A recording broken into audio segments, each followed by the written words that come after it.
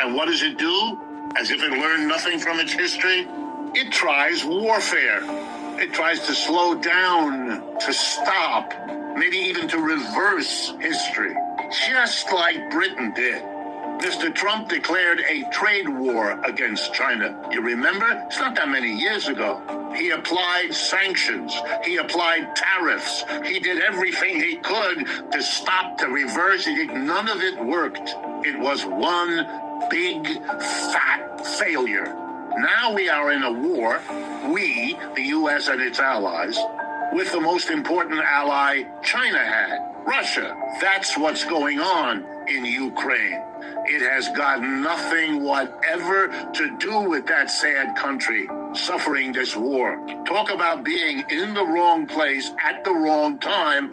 That's the truth of Ukraine. All the rest is propagandistic foolery on both sides. This is about weakening the ally of China, which Russia is. When the war started, Mr. Biden predicted the Russians couldn't last a few weeks. With this armada of countries and weapons and wealth and you name it, he referred to what they were doing as the mother of all sanctions, which it was. Greatest sanction program ever applied. Russia wouldn't last. The ruble would be valueless within weeks. All of that, 100% wrong.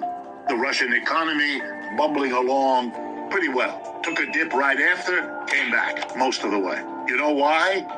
Because the sanctions mainly stopped buying oil and gas, which is Russia's lifeline. That's what Russia is, an exporter of oil and gas. I'm exaggerating, but it's the basic story. And Europe said we wouldn't buy it anymore, and that would have crippled Russia. Except Russia found other buyers. It's not a complicated story. China bought more. India bought tons more.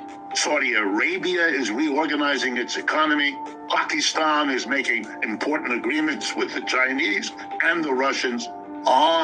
The world isn't, guess what? Controlled by the United States. It's over.